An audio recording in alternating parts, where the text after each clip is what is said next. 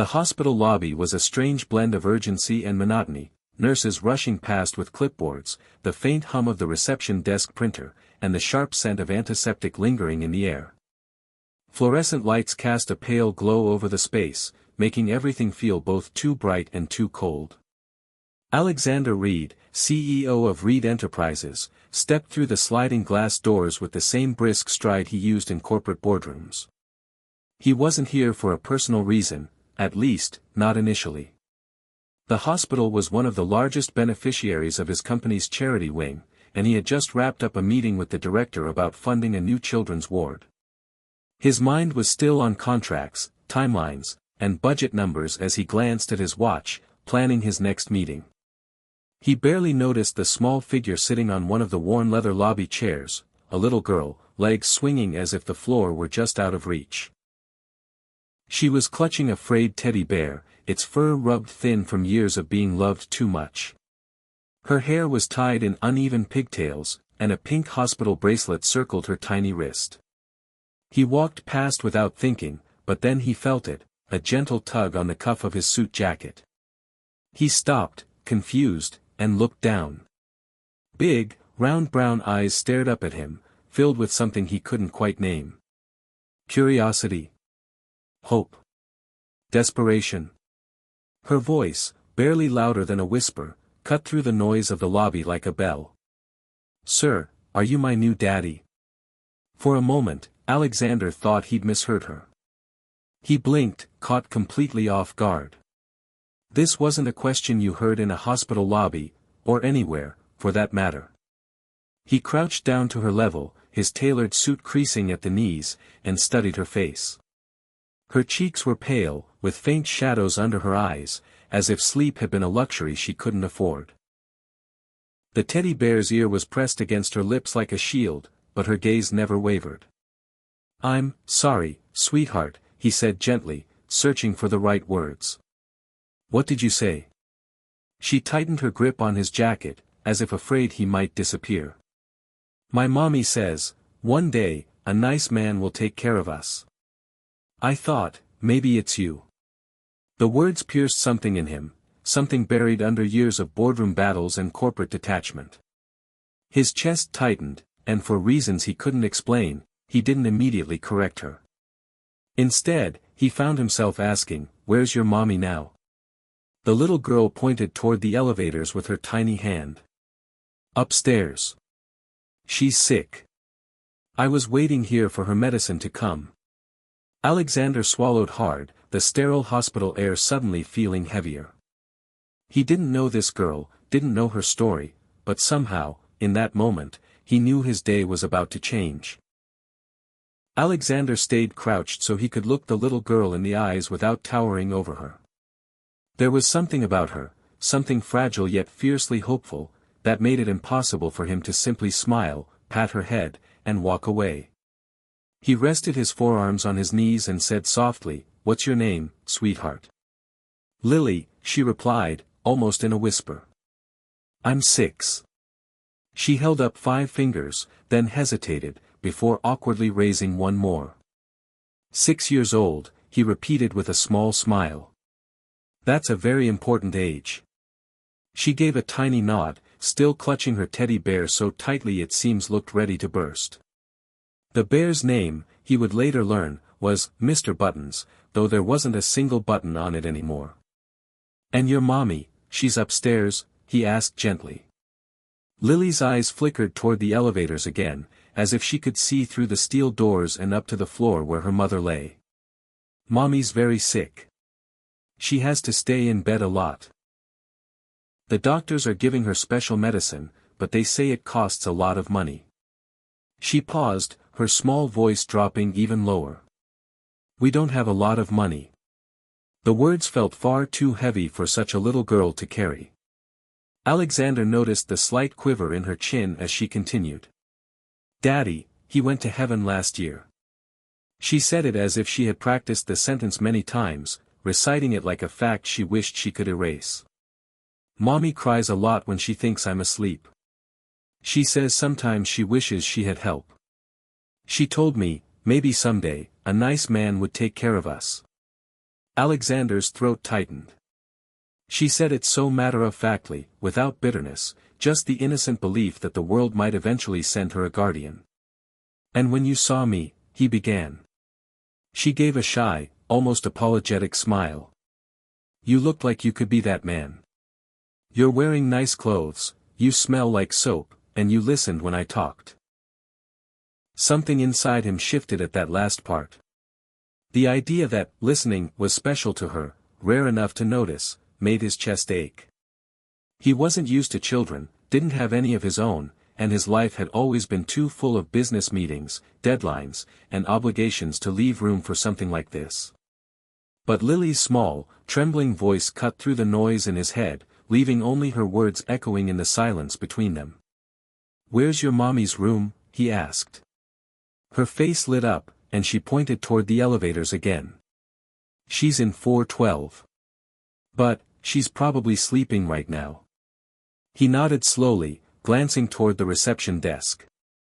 He could have ended the conversation right there, could have wished her well, left her in the care of the nurses, and gone back to his chauffeured car and the safety of his structured life. But he didn't move. Something about walking away felt wrong, almost impossible. "Tell you what," he said, his voice softening. "How about I walk you back to your mommy's room? Just to make sure you get there safe." Lily's eyes widened with a cautious joy, and she nodded eagerly, slipping her tiny hand into his. Alexander felt the warmth of that little hand against his own, and with it came the faint but undeniable sense that this wasn't just a chance meeting. It was the beginning of something neither of them could yet understand. The elevator chimed softly as it stopped on the 4th floor. Alexander followed Lily down a quiet hallway lined with pale blue walls and the faint scent of disinfectant. Nurses moved from room to room, their shoes squeaking on the polished floor. Lily seemed to know exactly where she was going, her small feet pattering ahead until she stopped in front of room 412.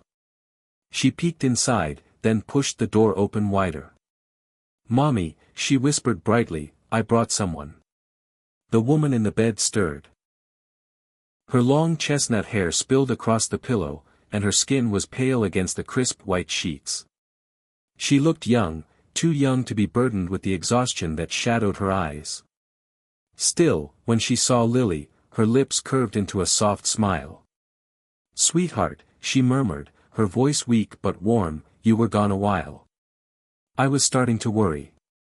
Lily climbed onto the edge of the bed, careful of the 4-line.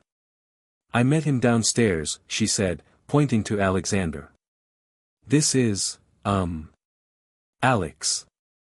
"Alexander," he corrected gently with a small smile, stepping closer. The woman glanced at him with a mix of curiosity and caution. "Thank you for bringing her back. I hope she wasn't bothering you." "Not at all," Alexander said sincerely. "She's a remarkable little girl." The faint smile on her face deepened, but it faded quickly when a cough shook her shoulders. She covered her mouth with her hand, then winced as though the effort had cost her strength. Alexander hesitated, then asked quietly, "Are you all right?" "I'll be fine," she said, though her voice betrayed her weariness. "I just have a condition the doctors are trying to manage. The treatment helps, but it's expensive." She glanced away, clearly uncomfortable talking about it with a stranger. Lily reached for her mother's hand. "Mommy works a lot when she can," she explained earnestly. "But she gets tired, so sometimes I help." Alexander's gaze moved between the two of them, the mother trying to hold on to her dignity, the daughter too young to understand the full weight of their situation but old enough to feel it. There was a silence, not awkward but heavy with unspoken truths.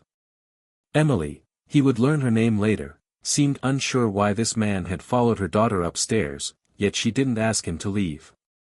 "Lily mentioned your husband passed away," Alexander said gently.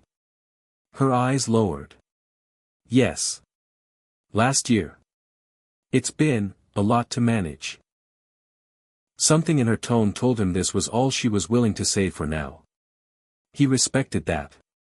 After a few minutes of light conversation, mostly Lily proudly showing him the worn teddy bear she never let go of, Alexander finally stood. It was nice meeting you both, he said. I'm glad Lily found her way back. Emily's eyes lingered on him a moment longer, as though wondering if there was more to his visit than chance. Alexander left the room with the distinct feeling that their paths would cross again. Alexander didn't go straight back to his car after leaving room 412. He stood in the hallway for a long moment, one hand in his pocket, staring at the polished floor tiles while the echo of Lily's question, "Are you my new daddy?" replayed in his mind. It wasn't a question you could forget. By the time he reached the hospital's main exit, a decision had already taken root in him, though it was as unexpected as the little girl herself. He had built his empire by acting quickly on instincts, and right now his instincts told him to do something, anything, to help. The next morning, Alexander returned to the hospital, but this time he came without his assistant, without the corporate entourage, and without the sharp-edged aura of a man running a billion-dollar company. He wore a simple navy sweater and jeans, hoping to blend into the background. At the front desk, he spoke quietly to the head nurse, explaining that he wanted to cover the remaining balance for patient 412 and fund the continuation of her treatment. When she asked for his name for the payment records, he shook his head. "Listed under the hospital's charity care fund," he said firmly. "She doesn't need to know it's from me." The nurse gave him a knowing look but nodded. "She's been struggling to keep up with the bills," she murmured. "This will mean the world to her." Alexander thanked her and made his way upstairs. When he stepped into room 412 again, the mother, whose name he now knew was Emily, was sitting up in bed, a faint flush in her cheeks that hadn't been there the day before. Lily was perched at the edge of the mattress, braiding a lock of her mother's hair while humming to herself. "You're back," Emily said, a little surprised. "I was in the area," Alexander replied casually, though it wasn't true. He pulled a chair closer to the bed. "I also wanted to let you know there's a program here at the hospital that helps patients in difficult circumstances. It's not publicized much, but they select a few cases to fully cover the cost of treatment." Her brow furrowed. "That sounds too good to be true." "It's not a scam," he said gently. "Your case was brought to their attention. You've been approved." Emily blinked, clearly taken aback. "Approved? Just like that?" He nodded. "The paperwork will be handled by the hospital. You won't have to worry about the bills anymore." She sat there for a long moment, absorbing his words. He could see the walls she had built over time, the ones made of pride, independence, and a fierce determination not to rely on others. Those walls wavered now, uncertain. "I don't understand," she finally said. Why would anyone choose to help me? There are so many people who need it." "Maybe because you're worth helping," he said simply. Her eyes softened, though suspicion still lingered. "I don't like feeling like I owe someone something." "You don't," Alexander assured her. "Think of it as a gift with no strings attached. Just accept it, for Lily's sake if not for your own." At the mention of her daughter, Emily glanced at Lily, who was watching the exchange with wide eyes. The little girl set down her teddy bear and piped up, "See, Mommy. I told you nice people are out there." Emily smiled faintly, brushing a hand over Lily's hair. "Maybe you were right, baby." She looked back at Alexander. I don't know what to say." "Thank you, works," he replied with a small smile. Her lips curved into the first genuine smile he had seen on her face, though her eyes glistened with unspoken emotion. They talked for a while longer, about her treatment schedule, about Lily's love for drawing, about how she used to work as a freelance designer before her illness. Alexander listened more than he spoke, letting her words fill the room. He found himself wanting to know more, not just about her illness, but about her life before all this. When he finally stood to leave, Lily hopped off the bed and ran to him. She wrapped her little arms around his waist, her voice muffled against his sweater. "Thank you for helping my mommy." He bent down and hugged her back. "Take good care of her, okay?" "I will," she promised, her tone solemn as if she had just been given the most important mission in the world. As Alexander walked out of the room, Emily's voice stopped him. "I still don't know why you're doing this," she said quietly. "But, thank you." He glanced back, offering her a reassuring smile before stepping into the hallway. He wouldn't tell her the truth, not yet. That he wasn't just some stranger who happened to be passing through, but the man who had the means to change her life completely. For now, it was enough to know that he could. 3 weeks later, the hospital felt like a different place for Emily and Lily. Emily's energy had returned bit by bit. No longer confined to her bed all day, she could now take short walks, sit by the window, and even help Lily with her homework again. The constant worry about medical bills had lifted, replaced by cautious relief. Alexander's visits had become a quiet rhythm in their lives. Sometimes he brought a coffee for Emily and a pastry for Lily.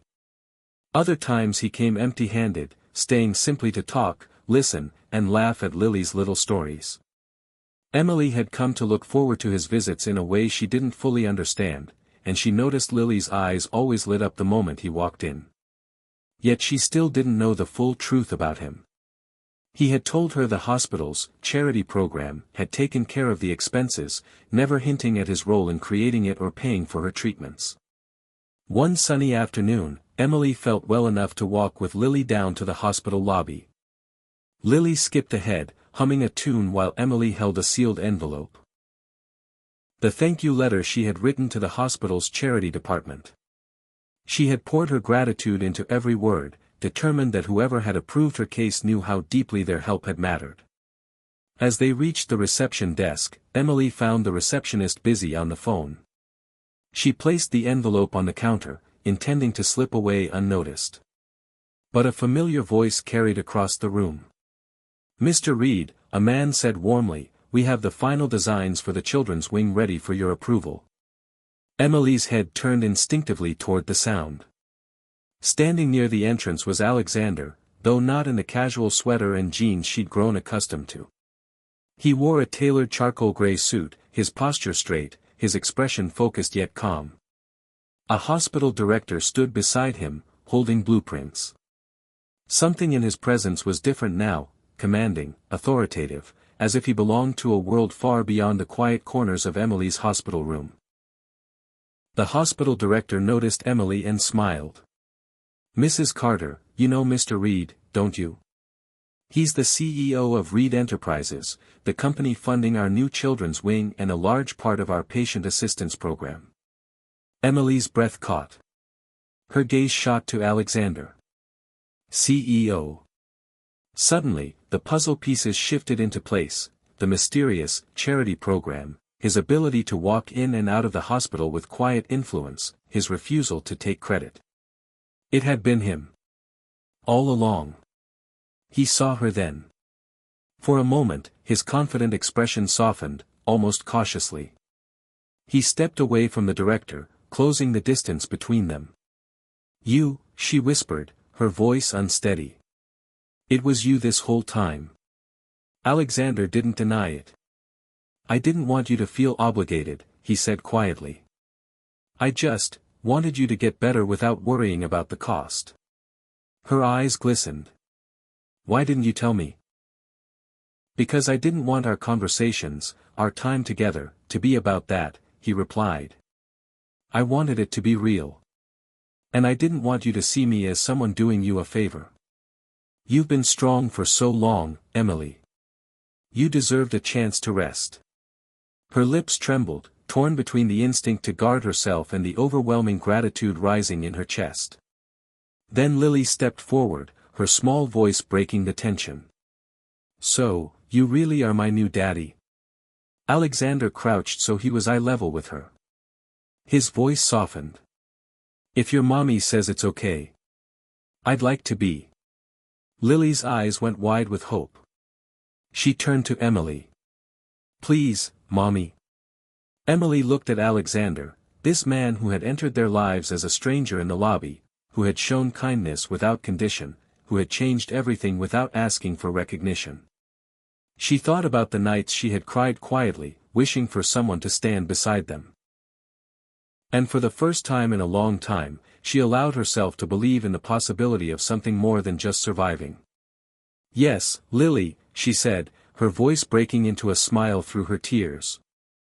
"I think he just might be." Lily's squeal echoed through the lobby as she threw her arms around Alexander's neck. Emily stepped closer, her hand finding his, warm and steady. For Alexander, it wasn't just a moment of truth, it was a moment of belonging, the kind he'd never found in boardrooms or contracts. And in that bright hospital lobby, the three of them stood together, no longer bound by chance, but by choice.